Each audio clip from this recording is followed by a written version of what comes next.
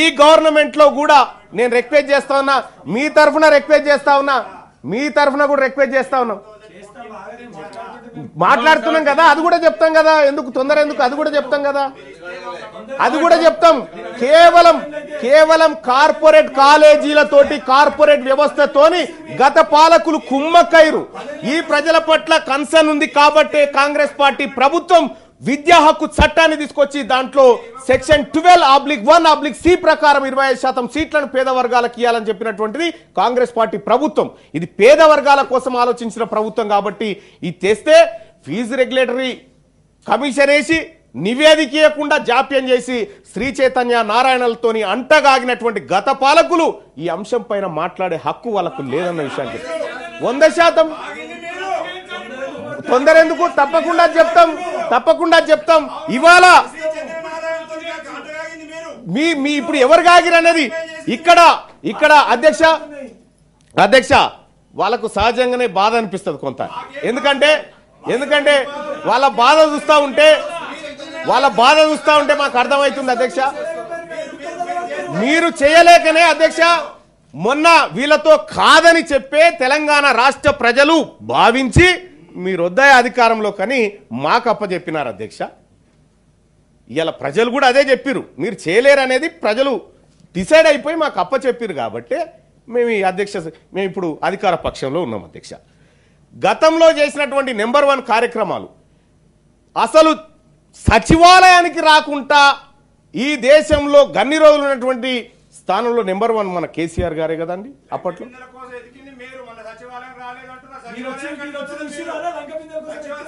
అయ్యా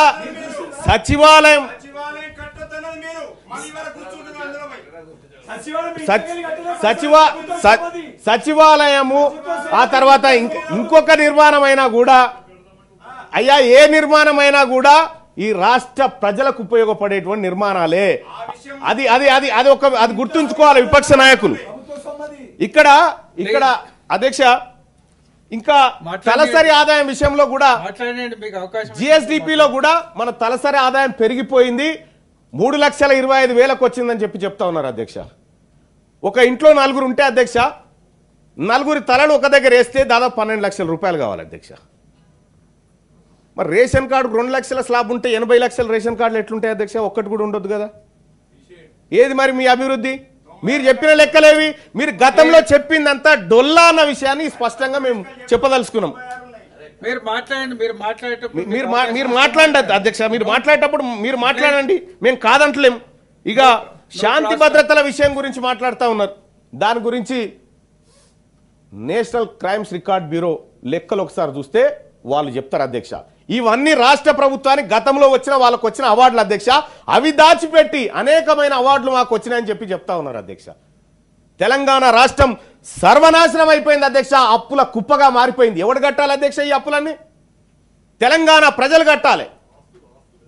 ఆస్తుల సంగతి అయ్యా, కాళేశ్వరం మీద పెట్టినటువంటి అప్పులు పెద్దలు గౌరవనీయులు జీవన్ రెడ్డి గారు చెప్పినట్టుగా తమ్మిడిహట్టి నుంచి ఎల్లంపల్లికి 21 మీటర్లు ఎత్తిపోస్తే ఒడిసిపోయేటువంటి ప్రాజెక్టును 100 మీటర్ల కిందికి తీసుకొచ్చి మేడిదిగడ్డ దగ్గర కట్టి తద్వారా ఇవాళ ఎందుకు పనికిరాని ప్రాజెక్టుగా దాన్ని తయారు చేసినారు. మహారాష్ట్ర ఆంధ్రప్రదేశ్ గురించి మాట్లాడతా అధ్యక్ష. మహారాష్ట్రలో ముంబైకి పోయి మహారాష్ట్ర ముఖ్యమంత్రితో కూర్చొని బిర్యానీ తిని తక్కువ లెవెల్కు నేను ఒప్పుకుంటున్నా అని చెప్పి ఇక్కడ ఒంటెలతో ఊరేగించుకొని వచ్చినటువంటి గత పాలకుడు గత ముఖ్యమంత్రి కేసీఆర్ కాదా? మరి ఆ ప్రకారం తమ్మిడెట్ కాడే ఎందుకు కట్టలేదని నేను అడుగుతా ఉన్నా అధ్యక్ష. ఇప్పుడు ఖచ్చితంగా కట్టి చూపెడతాం. అంతేకాదు ఆదిలాబాద్ జిల్లాలో తమ్మిడిహెట్టి దగ్గర కడతాం, 2 లక్షల అదనపు ఆయకట్టును ఆదిలాబాద్ జిల్లాకి ఇస్తాం. ఆ తర్వాత ఎల్లంపల్లికి కూడా దాని ద్వారానే మేము పంపింగ్ చేస్తామని చెప్పి మేము గతంలో కూడా నిర్ణయం తీసుకున్నాం. కాంగ్రెస్ పార్టీ ఆ నిర్ణయానికి కట్టుబడి ఉంటుంది అధ్యక్ష. నీటిపారుదల రంగం కొత్తగా వాళ్ళు ఏమనంటే 1 కోటి ఎకరాల మాగాణం చేసినామంటారు అధ్యక్ష. తెలంగాణలో సాగుయోగ్యమైన భూమి సంగతి మీ అందరికీ ఎరికే. కాలువలతో నీళ్ళు వస్తున్నాయని చెప్తారు. కాలువలతో నీళ్ళు వచ్చినాక కరెంటుతో ఏమైనా పని ఉందా అధ్యక్ష? వాళ్ళు గతంలో చెప్పినటువంటి మాట కాలువల ద్వారా నీళ్ళు వస్తాయని చెప్పినారు. కాలువల ద్వారా నీళ్ళు వచ్చిన తర్వాత కరెంటు మోటార్లతో ఏం పని ఉండే? కానీ 26 లక్షల పంప్ సెట్ మోటార్లు నడిచినాయి అధ్యక్ష. వాళ్ళు చెప్పినటువంటి మాట శుద్ధ అబద్ధం. 10 ఏళ్ల పాటు కేవలం మసిబూసి మారడికాయ చేసి ఏంది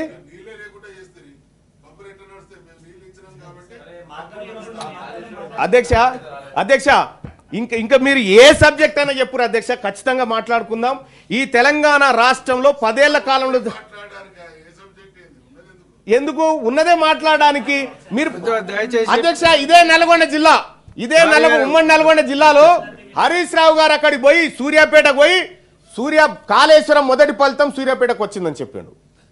ఇక్కడ వాస్తవానికి జరిగింది ఎస్ఆర్ఎస్పీ నుంచి వచ్చినటువంటి flood flow canal, Kakatiya canal ద్వారా మాత్రమే నీళ్ళు వస్తా ఉన్నాయి. ఇలా కాళేశ్వరం ద్వారా ఒక్క సుక్క కూడా రాలేదు అధ్యక్ష. సముద్రంలో దోష నీళ్లు పోసి ఇదంతా మాదే అని చెప్తా ఉన్నారు అధ్యక్ష. వీళ్ళ కాళేశ్వరం కథ అది. వీళ్ళ విద్యుత్ రంగానికి సంబంధించి ఇలా తెలంగాణ రాష్ట్రంలో 17,500 మెగావాట్ల విద్యుత్ స్థాపిత సామర్థ్యం ఉంది అధ్యక్ష. వీళ్ళు గట్టిగా వాడింది కేవలం 9 నుంచి 11,000 లోపు మాత్రమే మెగావాట్లను వాడిరు అధ్యక్ష. ఇది వాడనటువంటి వాళ్ళు దేశంలో ఇంత కరెంట్ ఉత్పత్తి అవుతా ఉంది, అంత అవుతా ఉందని చెప్పారు. ఇక్కడ పెట్టినటువంటి ఏది మన థర్మల్కి సంబంధించినటువంటిది ఇండియా బుల్స్ కంపెనీ అధ్యక్ష, గతంలో చేసినటువంటి ఆ టెక్నాలజీ ఇక్కడ పనికి రాదని పాడేసిపోతే వాళ్ళతోని లోపాయకార ఒప్పందం చేసుకొని ఇవాళ తెలంగాణకు విదేశీ బొగ్గుతోటి అధ్యక్ష, ఇక్కడే మనమే అనుకుంటా ఉన్నాం తీసుకుపోయి నల్గొండ కాడ బొగ్గు లేదు, కడప కాడ బొగ్గు లేదు అనుకుంటున్నాం అధ్యక్ష. విదేశీ బొగ్గు తెస్తే నడిచేటువంటి టెక్నాలజీని కేసీఆర్ గారు ఆడ దిగుమతి చేసిరు అధ్యక్ష. ఈ రకంగా అన్ని రకాలుగా తెలంగాణ విధ్వంసానికి పాల్పడి ఇవాళ తెలంగాణ మీద ముసలి కన్నీరు గారుస్తుంటే ఇది వాస్తవానికి 10 ఏళ్ల కాలంలో జరిగినటువంటి విధ్వంసం 60 ఏళ్ల కాలంలో కూడా ఎన్నడూ జరగలేదు అధ్యక్ష.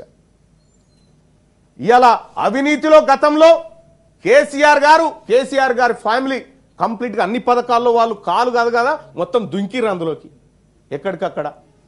ఇవాళ కాంగ్రెస్ పార్టీ ప్రభుత్వం ప్రజాప్రభుత్వం ఏర్పడ్డ తర్వాత ప్రతి పైసకి జవాబుదారీగా వ్యవహరిస్తూ ఈ రాష్ట్ర ప్రభుత్వం గౌరవ ముఖ్యమంత్రి రేవంత్ రెడ్డి గారు ప్రతి అంశాన్ని ప్రజాక్షేత్రంలో పెట్టింది అధ్యక్ష. ఇంకా వీళ్ళకి వాస్తవానికి కూడా ఇట్లయితే నచ్చదు అధ్యక్ష. ఇవాళ యూనివర్సిటీలు అధ్యక్ష, తెలంగాణ రాష్ట్రంలో ఇప్పుడున్నటువంటి యూనివర్సిటీలు మొత్తం భారతదేశంలో మొత్తం ప్రపంచంలో టాప్ 300 యూనివర్సిటీస్ ఇస్తే ఒక్క యూనివర్సిటీ లేదు అధ్యక్ష మన ఇండియాది, అందులో తెలంగాణ అసలే లేవు. టాప్ 300 యూనివర్సిటీస్ తీస్తే ఒక్క యూనివర్సిటీ కూడా ఇండియాలో లేదు. ఈ నరేంద్ర మోడీ గారు గౌరవ ప్రధానమంత్రి గారు చెప్పుకునే మాట అది, ఇక్కడ గతంలో పాలకులు చెప్పుకున్నటువంటి మాట ఇది. ఒక్క యూనివర్సిటీ కూడా లేదు. ఇవాళ ఒక్క యూనివర్సిటీలో ఇదే తెలంగాణలో ప్రొఫెసర్లు 2 ఉన్నారు అధ్యక్ష యూనివర్సిటీలో, మిగతా వాళ్ళంతా కాంట్రాక్టే. యూనివర్సిటీలను విధ్వంసం చేసి యూనివర్సిటీల దగ్గర కనీసం విద్యార్థులు నిరసన తెలుపుకుంటామంటే ఎన్నడూ కూడా ఇలా అవకాశం ఇవ్వలేదు అధ్యక్ష. మీరు స్వచ్ఛందంగా నిరసన తెలుపుకోవచ్చు అని చెప్పి మా ముఖ్యమంత్రి గారు ధర్నా చౌక్ ఓపెన్ చేయించి మీకు ఒక దిక్కు చూపెట్టిండు అక్కడ అధ్యక్ష. దాని వెనకాల వీళ్ళు కొంతమంది బీఆర్ఎస్ పార్టీ నాయకులు అందులో చేరి ఇలా విపక్షాలను విద్యార్థులను రెచ్చగొట్టే ప్రయత్నం చేస్తే ఇదే విద్యార్థులు బీఆర్ఎస్ గో బ్యాక్ అని చెప్పి మొన్న అక్కడ నినాదాలు కూడా చేసిరు అధ్యక్ష. వీళ్ళ మీద వీళ్ళు చేసినటువంటి ప్రజలంతా గమనిస్తూనే ఉన్నారు అధ్యక్ష వీళ్ళ నిర్వాహకం అంతా. ఇవాళ నేనైతే 100% రాష్ట్ర ప్రభుత్వం పెట్టినటువంటి బడ్జెట్ విశ్వసిస్తూనే కొన్ని సూచనలు చేయదలుచుకున్న అధ్యక్ష మా అధినాయకత్వానికి అలాగే ప్రభుత్వానికి కూడా. సార్, ఈ ఏదైతే విద్యా హక్కు చట్టం ఉందో 16 రాష్ట్రాలు అమలు చేస్తూ ఉన్నాయి. ఇక్కడ అమలు చేయడానికి ఉన్న అడ్డంకి ఏందనే విషయాన్ని గౌరవ ప్రభుత్వం చెప్పాల్సినటువంటి అవసరం ఉంది సార్. ఎందుకంటే ఇందులో చదివేటువంటి పిల్లలు ఎంత పరిస్థితికి వచ్చిందంటే 14 నుంచి 18 సంవత్సరాల లోపు ఉన్నటువంటి పిల్లల డ్రాప్ అవుట్స్ తెలంగాణలో 21% ఉన్నాయి సార్, 21%. అలాగే 17 నుంచి 18% ఉన్నటువంటి 18 ఏజ్ మధ్యలో ఉన్నటువంటి పిల్లలు 40.19% మంది వాళ్ళ డ్రాప్ అవుట్స్ అవుతా ఉన్నారు సార్. ఇన్ని లక్షల మంది పిల్లలు, ఓ 20-30 లక్షల మంది పిల్లలు 10th క్లాస్ నుంచి బయటకు వస్తే వాళ్ళకు ఇంటర్మీడియట్లో దొరుకుతున్నటువంటి సౌకర్యాలు ఎన్ని ఇంటర్మీడియట్ కాలేజీలు ఉన్నాయి, ఎంత కథ ఉంది అనేది కూడా ఇప్పటిదాకా లెక్క. కొఠారి కమిషన్ చెప్పింది సార్ 1960లో 20% బడ్జెట్ను విద్య కోసం కేటాయించాలని చెప్పింది. ఇలా విద్య కోసం బడ్జెట్లన్నీ తగ్గిపోతా ఉన్నాయి అధ్యక్ష. ఇలా నేను మా ప్రభుత్వానికి కూడా ఒక మాట అడగదలుచుకున్నా అధ్యక్ష. ఇవాళ 2,000 కోట్ల రూపాయలు విద్యారంగం పైన పెంచితే అది రాబోతున్న 11,000 మంది 11,000 మంది ఎవరైతే ఉన్నారో టీచర్లు వాళ్ళ జీతాలకే సరిపోతుంది అధ్యక్ష. దానికి మించి ఏమీ కొత్తగా జరగదు. మీరు ప్రత్యేక పాఠశాలలు, గురుకుల పాఠశాలలు పెట్టి కార్పొరేట్ లేదు కాదు సార్, ఆల్రెడీ కార్పొరేట్ ప్రైవేట్ కాలేజీలు ఉన్నాయి, ప్రైవేట్ స్కూళ్ళు ఉన్నాయి, అందులో విద్యా హక్కు చట్టాన్ని అమలు చేయండి. మీరు గొప్ప విద్య అందించిన వాళ్ళు అవుతారు మా పేద వర్గాల బిడ్డలకు అని చెప్పి తెలియజేస్తా ఉన్నాను అధ్యక్ష. ఇంకా అంతేకాదు అధ్యక్ష, ఇక్కడ అత్యంత దారుణమైన విషయం, లిటరసీ విషయంలో తెలంగాణ రాష్ట్రం దారుణంగా వెనుకబడ్డది అధ్యక్ష. లిటరసీలో చాలా దారుణంగా వెనుకబడ్డది. కింది నుంచి 3వ స్థానానికి వచ్చి కూర్చుంది అధ్యక్ష. ఏది 2011 సెన్సస్ ప్రకారం. ఇక ఇంకొక విషయాన్ని చూస్తే అధ్యక్ష, పర్ఫార్మెన్స్ 11 సెన్సస్ ఆ తర్వాత చేయలే కదా మరి. మనదేదో సమగ్ర కుటుంబ సర్వే అని చేసి ఆ లెక్కేటు పోయిందో మరి. అప్పుడు మేము చేసే ఇచ్చినాం, ఆ తర్వాత మీరు చేయాలి కదా, ఆ తర్వాత మీరు చేయాల్సిందే కదా, ఆ తర్వాత మీరు చేయాల్సిందే కదా, ఆ తర్వాత మీరు చేయలే కదా. ఇదంతా మీరు చేయలేరు, మీ వల్ల కాదు అనే తెలంగాణ ప్రజలు కాంగ్రెస్ పార్టీ ప్రభుత్వాన్ని, కాంగ్రెస్ని విశ్వసించి ఇక్కడ ఇచ్చిరు అధ్యక్ష. ఇక ఈ దేశంలో అధ్యక్ష 2-3 అంశాలు మీ ముందు పెడతా.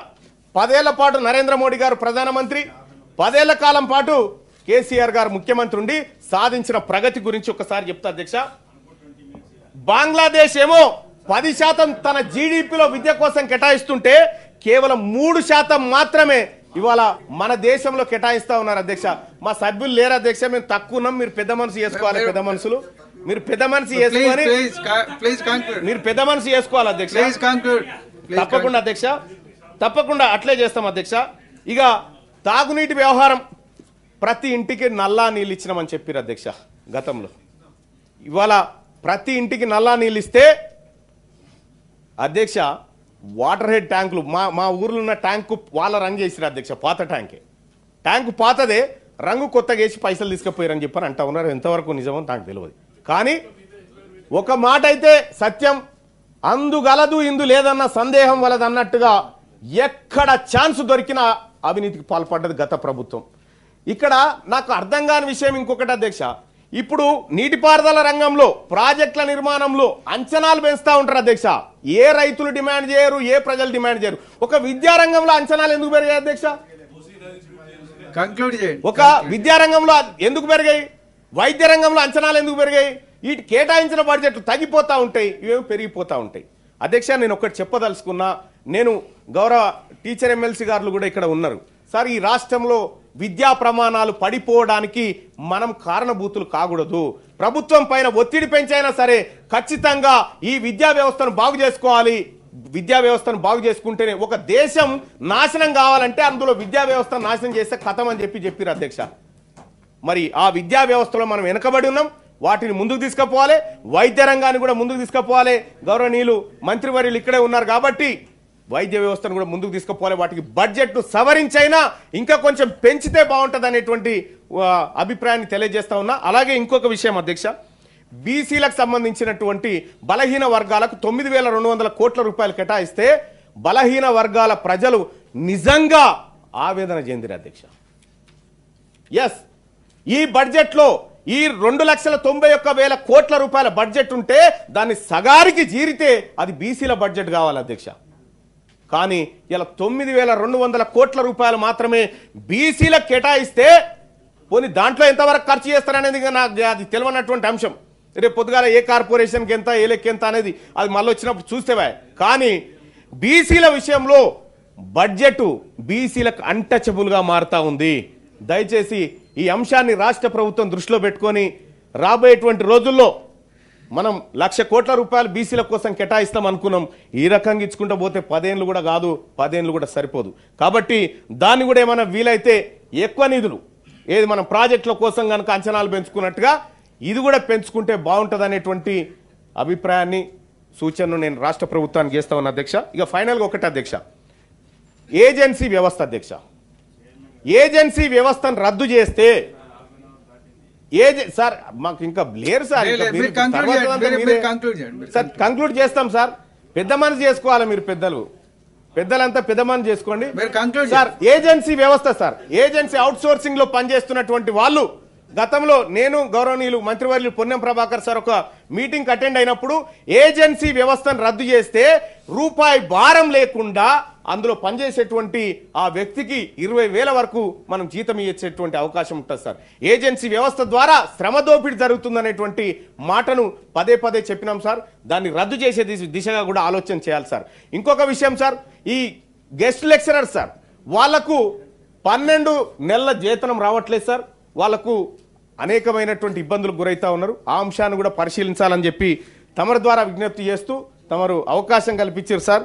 వాస్తవానికి నేను చాలా రాసుకొచ్చినా కానీ సమయం సరిపోతలేదు సార్. అవతల పక్షం వాళ్ళకు కూడా కొంత అవకాశం ఇవ్వాలి సార్. కనీసం వాళ్ళు చెప్పేది అబద్ధమో నిజమో వినాలన్నా కూడా కొంత సమయం ఇవ్వాలి కాబట్టి వాళ్ళకి ఇవ్వండి సార్. Thank you. ఇప్పుడు ఆపరేషన్ లేకుండానే మోకాళ్లకు ప్లాస్మా ట్రీట్మెంట్, మీ ఆర్థోపెటిక్ సమస్యలన్నిటికీ రోబోటిక్ టెక్నాలజీ ద్వారా తక్కువ ఖర్చుతో శాశ్వత పరిష్కారం, ఫ్రీ కన్సల్టేషన్, ప్రతి ట్రీట్మెంట్ పై 20% డిస్కౌంట్. ఈ ఆఫర్ కొద్ది రోజులు మాత్రమే, త్వరపడండి. V9 hospitals 9281465842.